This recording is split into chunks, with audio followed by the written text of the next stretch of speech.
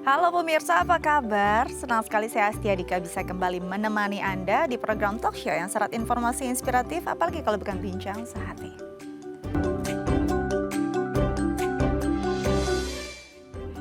Ya pemirsa, bincang sehati bicara tentang kesehatan mulut yang paling bisa menjadi indikator adalah baunya ya, aromanya. Ini kadang-kadang ganggu banget sih.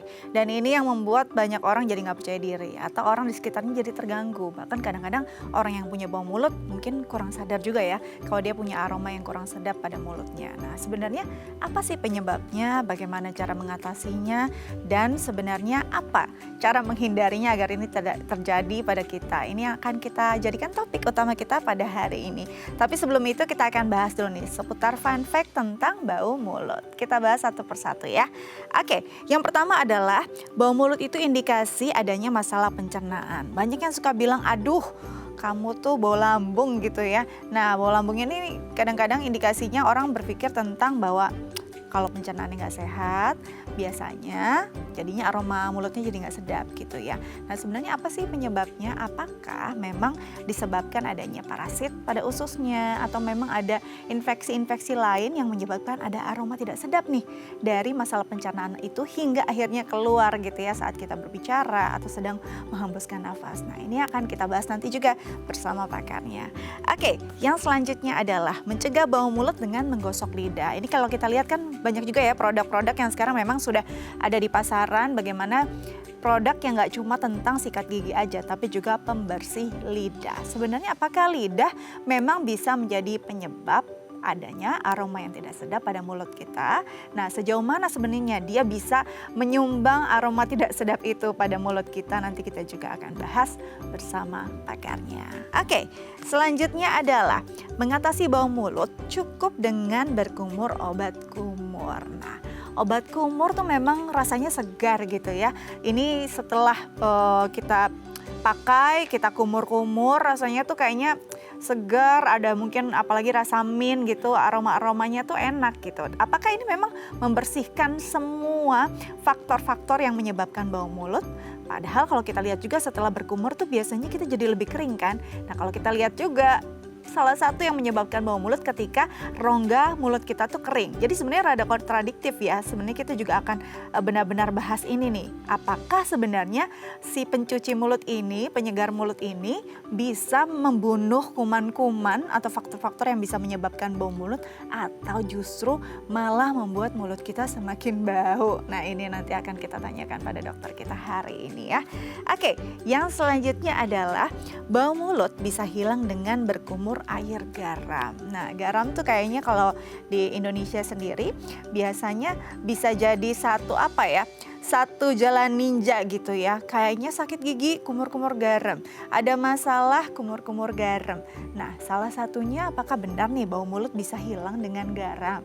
Sebenarnya apa sih kandungan garam yang membuat kuman-kuman atau penyebab bau mulut ini bisa diperangi gitu sehingga tidak ada lagi? Apakah memang benar-benar efektif si garam ini bisa membuat kita tuh terhindar dari aroma tidak sedap? Sejauh mana dan bagaimana cara yang tepat menggunakan garam untuk menghindarkan kita dari bau mulut? Nanti kita juga akan tanyakan nih bersama dokter kita. Oke, yang terakhir adalah gigi berlubang bisa menyebabkan bau mulut. Nah ini sih sebenarnya make sense ya, apalagi kalau kita lihat kan gigi berlubang berarti ada celah untuk adanya masuk sisa-sisa makanan. Sisa-sisa makanan yang tidak bisa istilahnya terbersihkan saat kita menggosok gigi itu biasanya pasti kan berbau gitu karena kan ada proses fermentasi di sana juga. Nah, apakah cuma karena ada sisa makanan yang menempel atau yang tertinggal di sana yang menyebabkan bau mulut? Atau sebenarnya si gigi berlubang ini memang punya aroma tersendiri juga nih yang akhirnya menyebabkan atau menyumbang aroma tidak sedap pada mulut kita. Nanti kita juga akan tanyakan bersama dokter kita. Pastinya udah gak sabar untuk mendengar pembahasannya, tapi kita harus jeda terlebih dahulu, sabar dulu, nanti kita akan kembali. Tetap bersama kami di Bincang Sehati.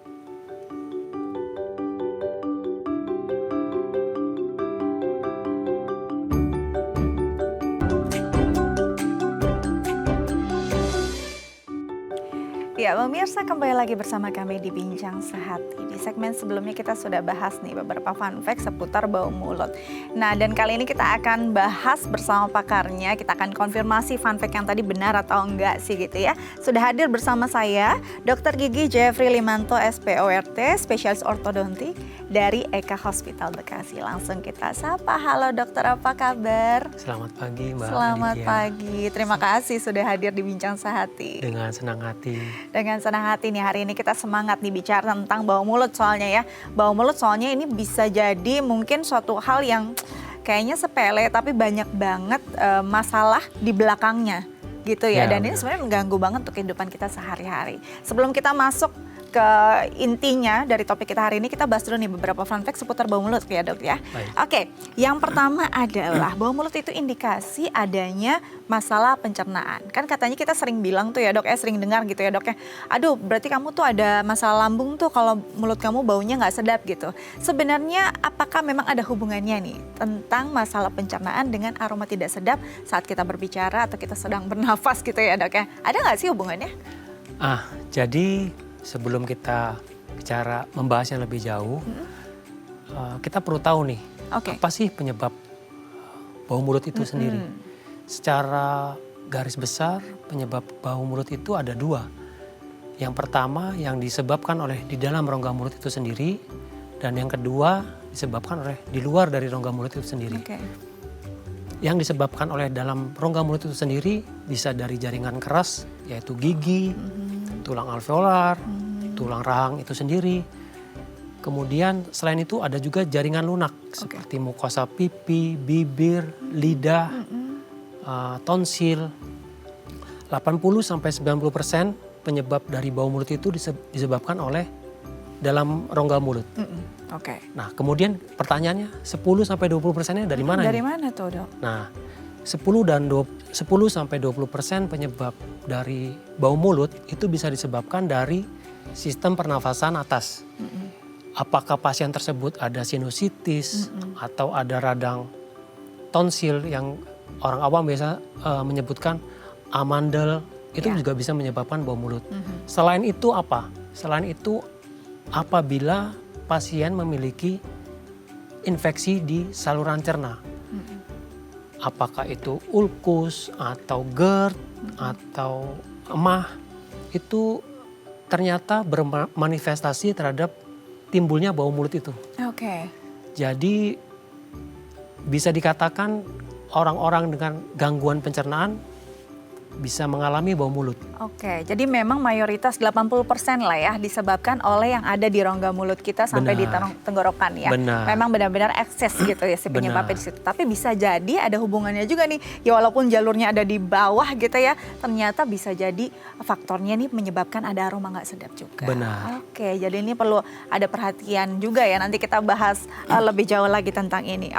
Yang selanjutnya nih dok, mitos atau fakta sebenarnya mencegah bau mulut itu sebenarnya bisa dilakukan dengan menggosok lidah. Kan kalau kita lihat sudah banyak juga di pasaran ya produk-produk untuk membersihkan lidah. Sebenarnya lidah tuh memangnya bisa menyumbangkan aroma tidak sedap tuh berapa persen sih dari mulut kita gitu? Apakah perlu dibersihkan setiap hari atau gimana? Nah, ini kembali lagi tadi sudah dijelaskan kalau salah satu penyebab terbesar bau mulut itu dari dalam rongga mulut. Betul, salah satunya lidah tadi kan dok? Di dalam rongga mulut itu terdiri dari jaringan keras dan jaringan lunak. Jaringan keras itu sendiri adalah gigi, geligi, ada 32 jumlahnya. Kemudian ada tulang. Jaringan lunak itu macam-macam, mukosa, salah satunya lidah. Lidah ini dari literatur menyebutkan 50% menyumbang penyebab 50%? Benar, 50% menyumbang penyebab bau mulut itu sendiri. Kenapa? Karena di dalam lidah ini ada papila-papila, terutama di dorsum itu biasanya bakteri-bakteri kumpul semua di sana. Apabila pasien kurang membersihkannya, bakteri tersebut akan berinteraksi dengan sisa makanan dan sebagainya yang menghasilkan VCS. Apa itu VCS? VCS itu volatile sulfur compound. Dia itu seperti gas sulfida yang dikeluarkan oleh metabolisme dari bakteri ini sendiri. Gas ini akhirnya membuat bau mulut yang tidak segar lah ya. Tidak segar gitu ya. Jadi memang nih kalau kita lihat persentase 50% loh bisa menyumbang, bahkan mungkin lebih besar juga dari si gigi sendiri kan. Benar. Kalau kita lihat lebih mudah sebenarnya membersihkan gigi ya dibandingkan si jaringan lunak ini tadi gitu. Nah, tapi cara membersihkan yang benar tuh seperti apa? Kadang-kadang kita takutnya aduh sariawan gitu ya. Walaupun sebenarnya alatnya udah banyak dijual di pasaran. Biasanya sih alatnya udah berbentuk seperti lidah gitu. Betul. Jadi kita tinggal mengerok pelan-pelan secara perlahan dari bagian belakang ke depan, kemudian kita kumur dengan air apa saja sih sebenarnya bisa. Oke, pelan-pelan, Benar. jangan kencang-kencang biar nggak bau nih, saya kencang-kencang akhirnya malah luka berdarah, itu malah nanti banyak lagi, ada faktor baru lagi ya Benar. untuk bisa menyebabkan adanya bau nggak sedap ya dok ya. Benar. Jadi pelan-pelan ya pemirsa di rumah ya. Oke, selanjutnya adalah nih mitos atau fakta ya dok ya, kalau mengatasi bau mulut itu cukup dengan berkumur obat kumur. Nah kalau yang jadi pengalaman saya sendiri gitu ya, kalau habis berkumur obat kumur tuh rasanya emang seger banget, apalagi rasanya mint gitu ya. Tapi setelah itu kan mulut jadi ekstra dry gitu ya, kering. Apakah kalau ini justru benar-benar bisa membunuh semua faktor bau mulut, atau setelah kering bau mulutnya malah jadi tambah? Jadi begini, sebelum kita bicara tentang obat kumur, kita tahu prinsip dasar untuk pengobatan adalah mengetahui dulu apa sih sumber penyebab dari bau mulut itu tersebut. Betul. Kalau kita sudah mengetahui sumber penyebabnya, kita sembuhkan dulu nih, kita koreksi dulu penyebabnya. Kalau dari gigi ya kita melakukan perawatan gigi. Kalau dari lidah ya kita menyikat lidah. Kalau misalnya dari saluran cerna ya kita ke dokter internis atau apa. Jadi berkumur dengan obat kumur itu sifatnya hanya suportif. Artinya seperti dia tidak Ya mungkin ya. Gimana? Kayak parfum aja gitu ya. Benar. Jadi dia tidak menyelesaikan masalah sebenarnya. Dia hanya mensupport. Jadi untuk sementara dia membantu kita menghilangkan bau mulutnya. Tapi yang perlu menjadi catatan, obat kumur ini sebenarnya juga tidak boleh digunakan dalam jangka waktu yang panjang berulang-ulang. Karena dari kandungan obat kumur ini sendiri ada yang alkoholnya dan ada yang non alkohol. Itu berbeda. Biasanya yang menyebabkan mulut kering itu bila mengandung alkohol. Kemudian seringnya kita berkumur dengan obat kumur itu menjadikan keseimbangan bakteri dalam rongga mulut kita terganggu. Akhirnya malah lidah kita menjadi putih malah. Betul. Jadi kandidiasis. Itu jadi masalah sendiri lagi dengan bau mulut. Ini mengatasi masalah dengan masalah lama-lama akhirnya ya. Iya. Jadi justru ada penyakit atau kondisi kesehatan yang baru lagi harus dihadapi karena kita menggunakan ini dalam waktu jangka panjang tanpa memilih produk yang benar. Apalagi kalau alkoholnya lumayan tinggi ya dok ya. Benar. Itu kadang-kadang di mulut aja rasanya perih gitu ya.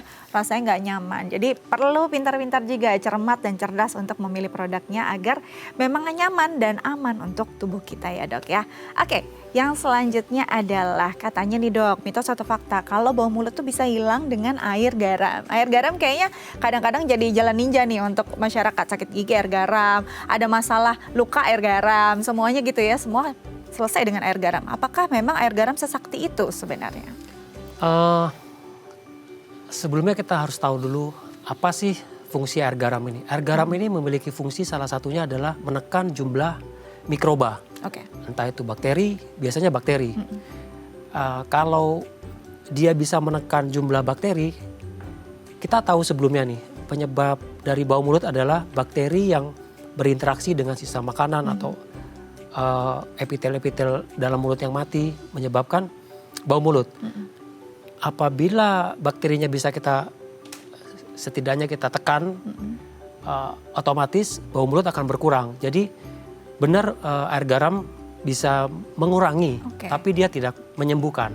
Mengurangi, Benar. tapi tidak menyembuhkan. Benar. Istilahnya bisa jadi pertolongan pertama lah ya. Benar. Nah harus dicari tuh habis itu faktornya apa. Jadi nggak bisa terus berteman dengan air garam ya. Asin juga kan ya dok ya. Lama-lama mungkin ada masalah lain nggak? Nah ini kalau bicara lama-lama bisa ada masalah lain nggak? Kalau misalkan kita terus mengonsumsi air garam. Kan kalau misalkan garam sendiri kan pasti kandungannya ada macam-macam di dalamnya. Bisa terjadi sesuatu nggak sama gigi kita? Sebenarnya air garam relatif lebih aman dibandingkan obat Obat kumur tadi. Jadi harusnya kalau kita penggunaannya benar, obat garam relatif lebih aman untuk rongga mulut kita. Oke, jadi lebih aman karena lebih alami lah ya, Iya. dibandingkan yang tadi produk yang memang sudah ada unsur kimiawinya di Benar. dalamnya. Oke, air garam bisa nih jadi pertolongan pertama, asal jangan sering-sering ya. Terus dicari faktor penyebabnya. Oke, selanjutnya adalah gigi berlubang penyebab bau mulut. Ini sih sebenarnya sudah jadi fakta pastinya ya. Tapi sebenarnya yang jadi penyebabnya itu karena sisa makanan yang tertinggal atau sebenarnya gigi berlubang bisa menyebabkan aroma tersendiri. Jadi seperti ini, kalau ada gigi yang berlubang, itu rentan sisa makanan menempel di sana. Kalau dia menempel di gigi yang berlubang, terutama di gigi-gigi yang di antara gigi, itu pasien sendiri akan kesulitan untuk membersihkan. Betul. Di dalam rongga mulut itu sendiri sebenarnya terdiri dari berbagai macam bakteri. Apabila ada interaksi antara si bakteri ini dengan sisa makanan, itu yang akan menghasilkan senyawa VCS tadi. Apabila ini terbentuk, otomatis nafas dari si pasien akan Gak enak, kurang sedap lah ya. Jadi kalau misalnya ada gigi berlubang, sebaiknya sih segera dilakukan perawatan. Kedua, gigi berlubang sendiri itu menyebabkan bau yang tidak nyaman. Jadi punya aroma juga Benar. sebenarnya. Tergantung dari kebesaran gigi yang berlubangnya, kedalaman gigi berlubangnya. Gigi berlubang yang terbuka dengan yang tidak terbuka tentu berbeda. Kemudian apakah gigi berlubangnya sudah menyentuh saraf? Kalau sudah menyentuh saraf tidak dirawat akhirnya menyebabkan abses. Abses membuat ada pus, ada nanah. Pasti Baunya beda bertambah gitu lagi. ya. Aduh. Iya. Oke. Kita sedikit meringis dengarnya ya. Ini masih akan berlangsung sampai akhir nanti satu episode ini ya. Harus kuat-kuat nih kita dengarnya cerita ini. Tapi ini penting soalnya untuk kita juga. Apalagi untuk kita sebagai makhluk sosial yang terus berhadapan dengan orang lain. Sebaiknya ya memang kita punya aroma mulut yang segar. Oke, nanti kita lanjut lagi ya dok ya. Tapi Iya. kita harus jeda terlebih dahulu pemirsa. Jangan kemana-mana. Tetap bersama kami di Bincang Sehati.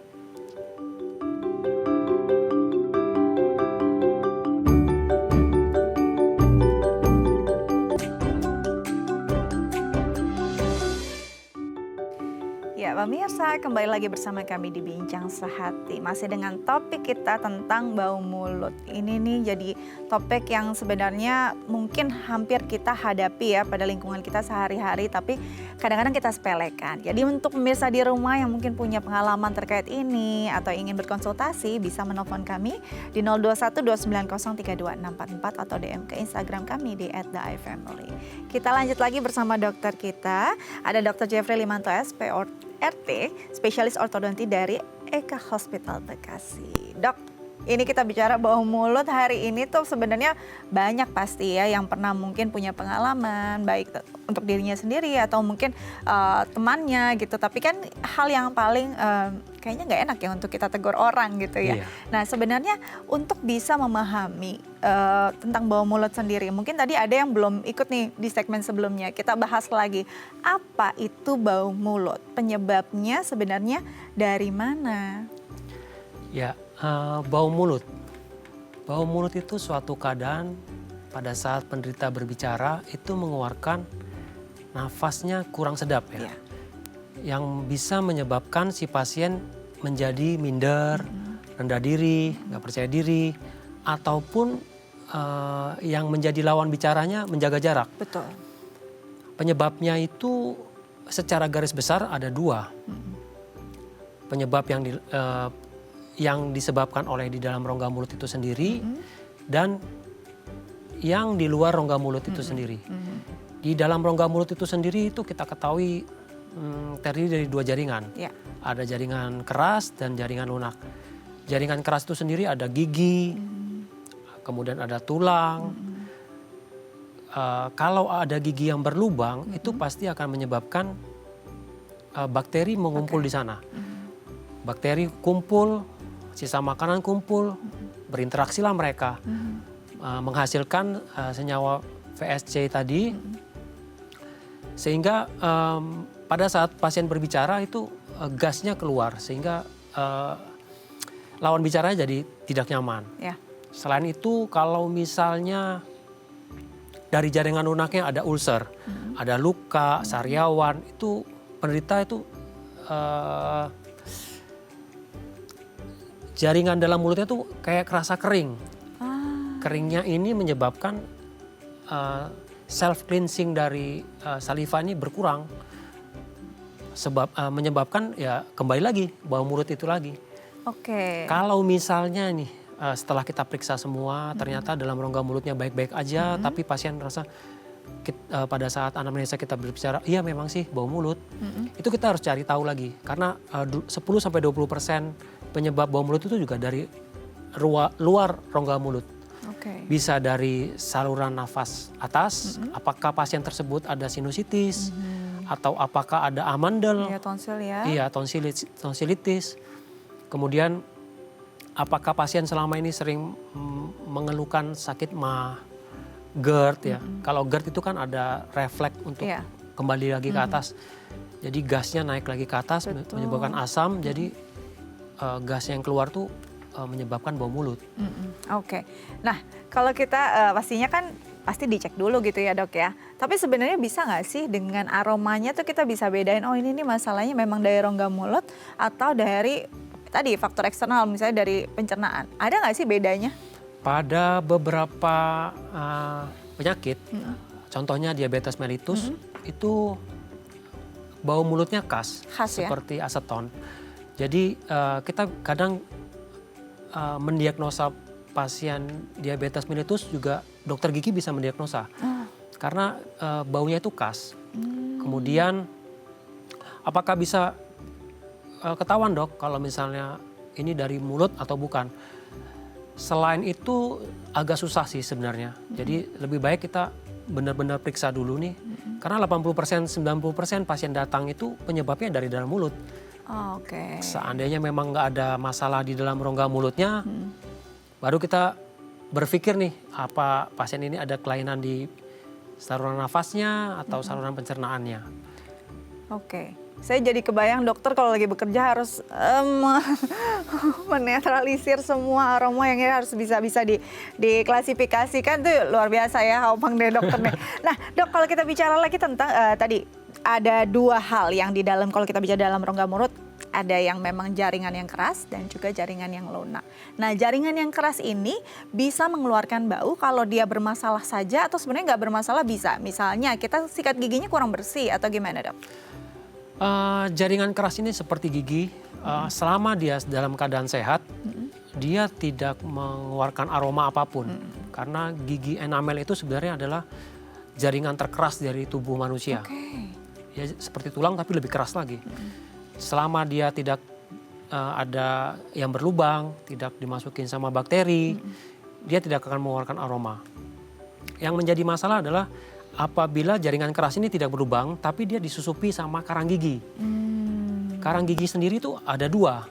Ada yang di supragingiva, di atas gusi, dan ada yang di bawah gusi.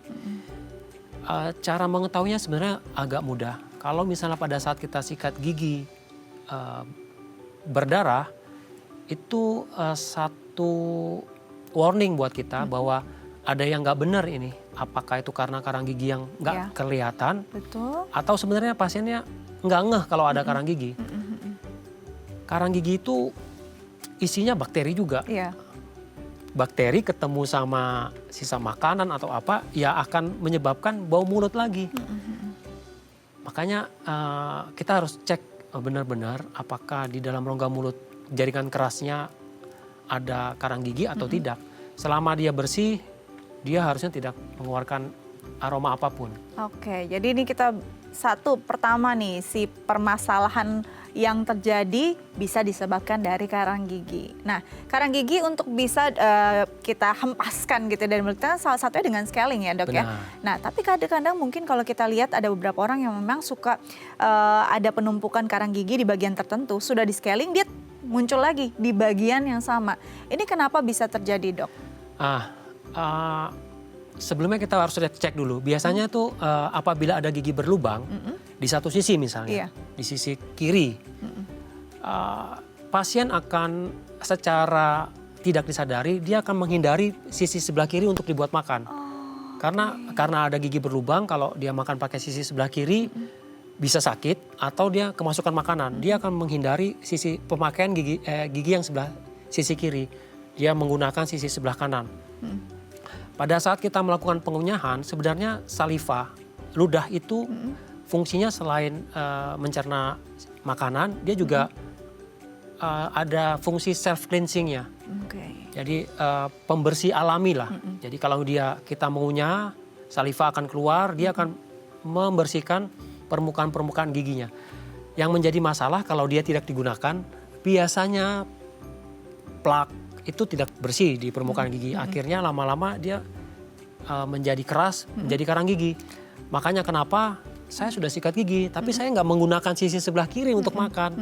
Akhirnya sisi sebelah kiri pada saat diperiksa banyak sekali karang giginya dibandingkan sisi sebelah kanan. Karena fungsi saliva untuk self cleansingnya tidak berjalan untuk di sisi sebelah kirinya. Jadi justru kalau bagian yang tidak digunakan itu memungkinkan akan banyak karang gigi di situ. Benar. Memang ada untuk digunakan ya, untuk berfungsi dengan benar gitu. Ya kan kadang-kadang kita sering tuh makan di satu sisi aja, jadi sisi favorit kayak paling enak bagian sini gitu. Ternyata kita memang harus pindah-pindah agar tidak berat juga ya kerja di gigi di bagian itu ya dok ya. Nah tadi sudah karang gigi. Permasalahannya berarti kalau mau nggak ada bau dari si karang gigi ya udah di scaling. Scalingnya kalau terus berulang di situ ya berarti harus rutin ya dok ya. Benar. Jangka waktunya yang paling aman tuh berapa lama? Apakah setiap ada karang harus langsung dibersihkan atau ada jangka waktu yang aman? Normalnya kalau misalnya gigi geliginya dalam keadaan bagus, posisinya dan tidak ada masalah, lubang itu 6 bulan sekali masih dalam jangka aman. Tapi kalau misalnya posisi giginya berjejal dalam artian tumpang tindih, pasien akan lebih susah untuk membersihkan dibandingkan gigi yang rapi. Kalau dengan posisi gigi yang berjejal mungkin 6 bulan terlalu lama buat dia. Karena pasien sendiri kesulitan untuk membersihkan. Bisa dibayangkan kalau misalnya gigi yang rapi saja, kalau misalnya ada keselip makan kita susah banget membersihkan.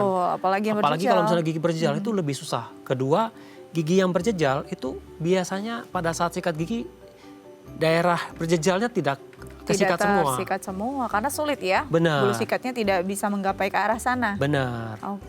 Jadi ini yang memang perlu diperhatikan. Kalau kita lihat berapa sih jangka waktu yang ideal ya 6 bulan kalau giginya rapi tidak ada masalah. Tapi kalau ada masalah ya memang indikasinya harus lebih sering ya dok ya. Benar. Tapi harus juga dengan tadi jangka waktu yang memang dianjurkan oleh dokter giginya. Nanti kita lanjut lagi nih dok ya. Tapi kita harus jeda terlebih dahulu. Pemirsa jangan kemana-mana, tetap bersama kami di Bincang Sehati.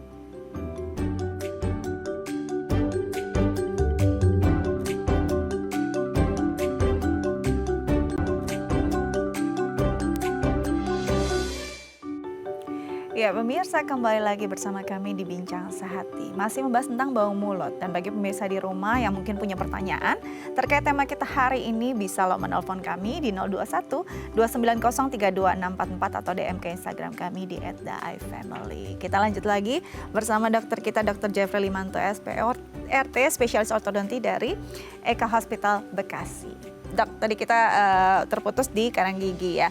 Nah, dokter tadi bilang kan ada 2 jenis jaringan keras dan jaringan lunak. Selain jaringan keras itu gigi, adakah jaringan keras lain yang memang bisa menyumbang nih bau mulut dalam mulut kita?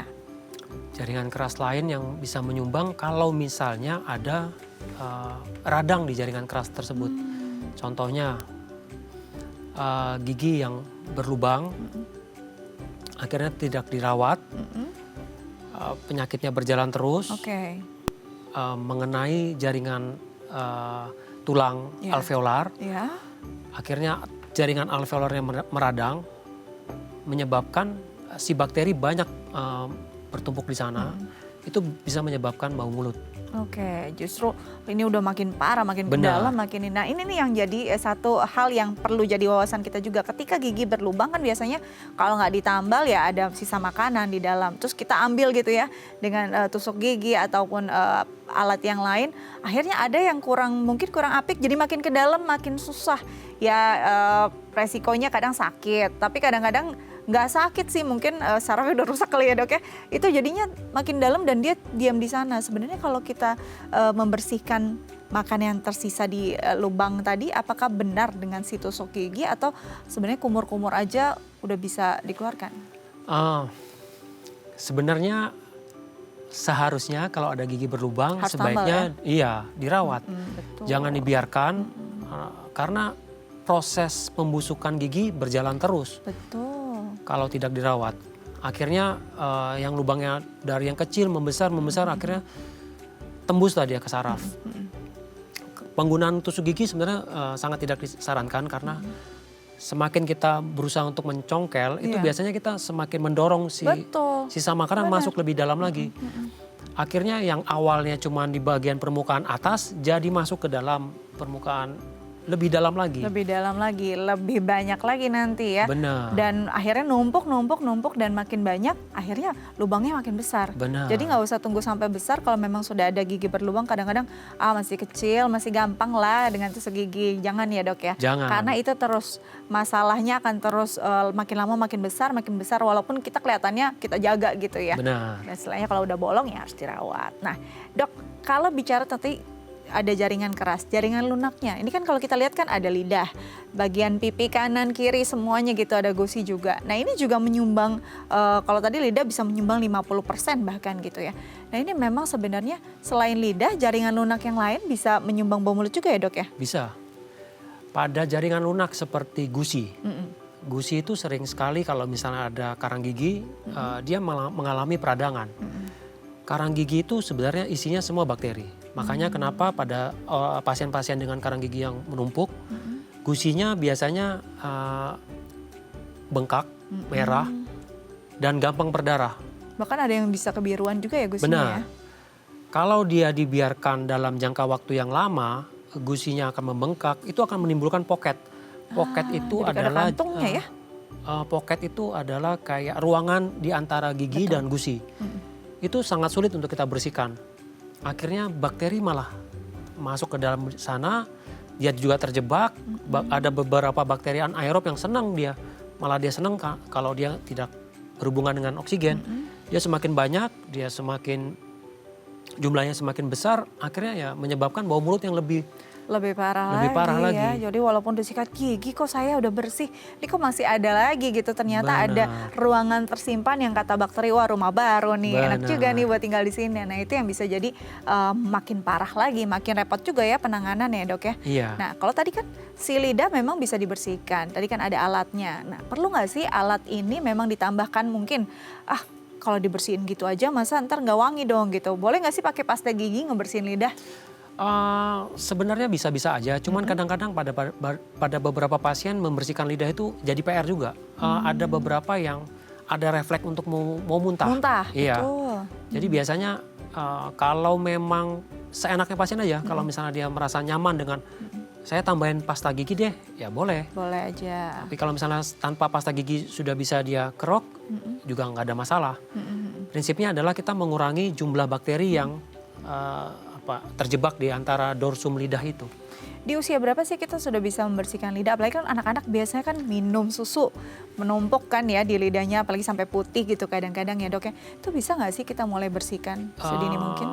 Selama anaknya sudah kooperatif, sudah kita bisa ajak komunikasi, kita bisa mulai itu membersihkan pelan-pelan. Kalau dengan alat kadang-kadang anaknya takut, kita dengan waslap aja kita lap. Waslap ya, pakai kain kasa mungkin ya dok ya. Iya. Oke. Dimulai dari setelah dia minum susu atau setelah dia makan. Nanti frekuensinya kita tambah. Jadi misalnya setiap kali gosok gigi sambil dibersihin ya lidahnya. Jadi dia menjadi habit, kebiasaan. Jadi kalau misalnya saya sikat gigi ya saya sambil membersihkan lidah. Jadi kalau sudah dari awal dibiasakan indikasi dia akhirnya muntah gitu kayaknya lebih sedikit ya nantinya. Benar. Ya, lebih terbiasa. Kan Benar. kadang-kadang orang nggak biasa itu yang Iya. akhirnya bikin jadi rasanya mau muntah. Nah tadi kan lidah nih dok, kan bagian lunak banyak nih. Cara bersihkan bagian-bagian lunak yang lain tuh gimana? Kalau misalnya gusi selama dia tidak ada gangguan atau masalah, itu cukup kita pada saat kita menyikat, kita sambil istilahnya kita mengurut message-nya si gusi. Oke. Jadi pada saat kita sikat gigi, bulu sikat kita arahnya dari gusi kita putar ke arah Oke. gigi. Mm-mm. Jadi Gitu ya. Pelan-pelan tapi ya, Dok, Pelan-pelan. ya. Jadi kita kayak mengurut Menyapu lah ya, menyapu ya. Tapi lebih lembut dibandingkan Benar. saat gigi gitu ya. Benar, itu cukup untuk membersihkan si gusi. Kalau lidah dengan alat tadi, Dengan alat tadi. membersih lidah. Kalau yang lain saya kira dengan sikat gigi dari pastanya sendiri ada triklosan itu Oke, membantu untuk kan membunuh. itu sudah ya sampai Benar. semua ya. Nah, pemilihan pasta gigi ini apakah memang akan berpengaruh juga nih pada si bau mulut? Pasta gigi yang banyak busa pastinya bau mulutnya lebih segar dibandingkan yang enggak. Misalnya ada ngaruhnya nggak sih, Dok, sebenarnya? Sebenarnya lebih ke arah mekanis bagaimana cara pasien itu membersihkan si gigi dan dalam rongga mulutnya. Kalau apakah yang berbusa lebih baik atau enggak lebih baik, sebenarnya kembali lagi bagaimana caranya dia membersihkannya. Kalau dia pakai yang pasta gigi yang terbaik misalnya, tapi cara membersihkannya nggak benar atau ada gigi yang berlubang atau dia sebenarnya juga ada masalah, jadi tidak bisa selesai dengan hanya pasta gigi aja. Pasta gigi itu sifatnya hanya suportif sebenarnya. Jadi kita harus tahu dulu sumber masalahnya dia sehingga menyebabkan dia bau mulut itu di mana. Sumbernya ya. Benar. Jadi mau beli pasta gigi terbaik kalau cara sikat gigi cuma di depan doang ya nggak ngaruh ya. Benar. Bagian-bagian belakang nggak dibersihkan tetap aja aromanya nggak enak ya, Dok ya. Oke, sebelum kita lanjutkan ada DM dari pemirsa lewat Instagram. Saya bacakan ya, Dok ya. Iya. Dok, saya sering sekali sari awan. Beberapa hari yang lalu saya merasa tidak nyaman karena nafas jadi bau. Saya kadang siasati dengan obat kumur dan makan permen, tapi hanya sebentar saja dan bau kembali lagi.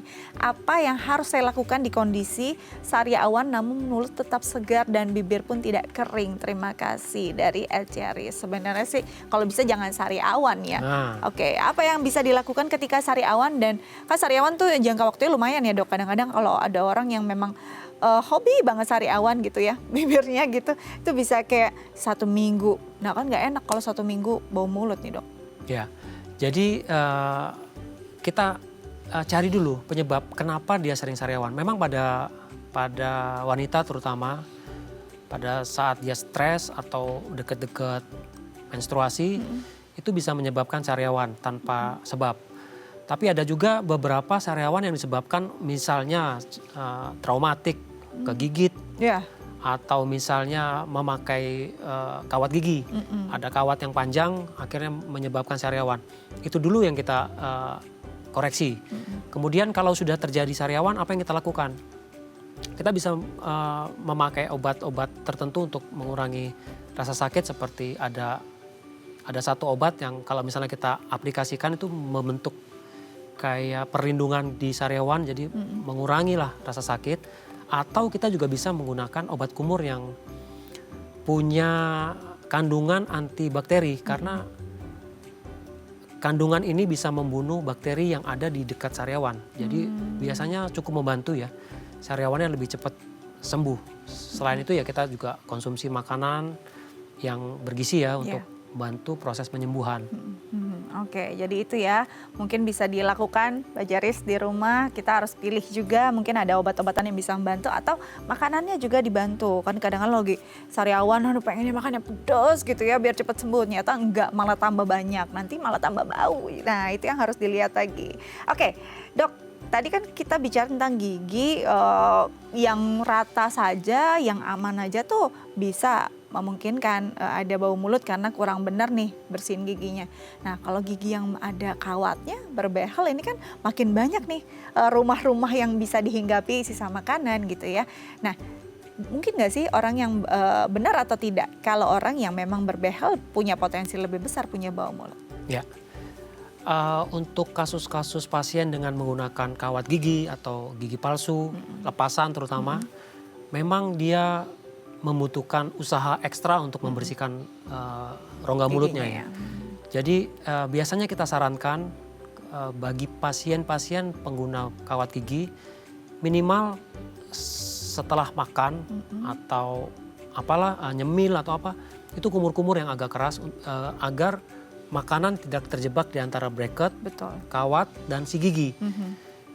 Kalau dia terjebak itu nanti bisa bakterinya senang tuh.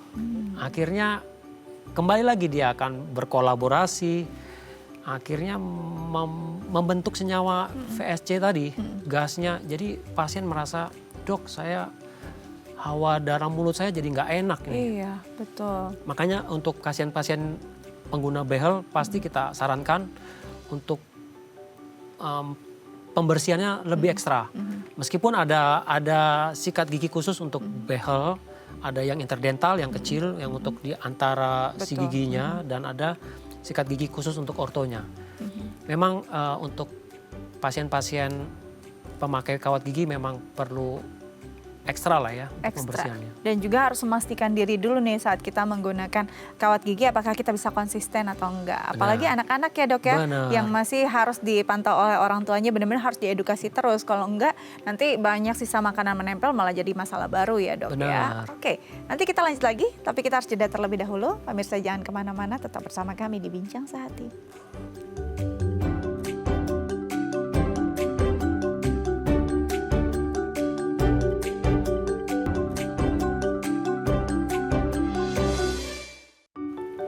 Ya pemirsa, kembali lagi bersama kami di Bincang Sehati, masih membahas tentang bau mulut, masih bersama dengan dokter kita, Dr. Jeffrey Limanto SPORT, spesialis ortodonti dari Eka Hospital Bekasi. Dok, tadi kita udah banyak ya bahasnya sampai ke bracket segala gitu ya. Nah, bisa nggak sih sebenarnya bau mulut ini terjadi karena ulah kita sendiri gitu ya, dengan kebiasaan-kebiasaan kita konsumsi seperti rokok, ataupun kopi atau teh. Bisa nggak sih itu mempengaruhi bau mulut kita? Kalau kebiasaan merokok itu erat kaitannya dengan bau mulut. Karena dari literatur orang yang merokok itu lebih gampang terjadi ulcer. Kalau dia terjadi ulcer atau perlukaan, berarti bakteri main tuh di daerah sana. Adanya bakteri, kemudian adanya sisa makanan, ada perlukaan menyebabkan bau mulut lagi. Kemudian kalau kopi dan teh itu lebih sifatnya tidak langsung. Biasanya peminum kopi biasanya aromanya itu masuk sampai ke peredaran darah, kemudian masuk ke paru-paru, dan hembusan dari paru-parunya yang menyebabkan baunya kurang sedap. Orang berpikir ya udahlah bau kopi ya, tapi kopinya nih kopi yang nggak sedap gitu ya. Iya. Kopi yang mungkin sudah terfermentasi, baunya rada-rada asam, jadinya nggak enak gitu ya. Jadi baiknya kalau kita memang mungkin ada pemirsa di rumah yang punya kebiasaan minum teh, minum kopi, kan udah jadi lifestyle juga ya. Gimana caranya biar nggak berbau jadinya? Setelah minum kopi mungkin lebih baik kita minum air putih lagi atau kumur-kumur supaya tidak ada sisa kopi yang menempel, karena terutama peminum kopi pekat ya, yang hitam itu biasanya bisa menempel di permukaan belakang gigi. Menempelnya permukaan belakang gigi itu menjadi masalah lagi karena si bakteri akan ikut-ikut lagi nanti. Dan bisa menyebabkan bau mulut lagi. Nah itu dia nih untuk para peminum kopi lagi kopi yang pekat langsung dari pohonnya, nggak juga sih ya dok ya. Itu tuh yang benar-benar harus dipikirkan baik-baik setelah minum kopi, minum air putih itu penting. Kumur-kumur lah ya dok ya, kalau memang bisa sikat gigi, sikat gigi. Benar. Nah dok, kalau bagaimana dengan rokok? Apakah memang bisa diganti nih? Udah deh, saya nggak mau nih rokok bau gitu ya. Saya mau ganti dengan mungkin vape atau yang lainnya. Ini ada ngaruhnya nggak sih dengan kesehatan mulut kita? Kalau bisa sih stoplah merokok ya. Nggak usah lah ya. Vape juga kalau bisa nggak usah juga. Nggak perlu. Segala sesuatu yang kita masukkan ke dalam rongga mulut itu pasti ada efeknya ke dalam rongga mulut.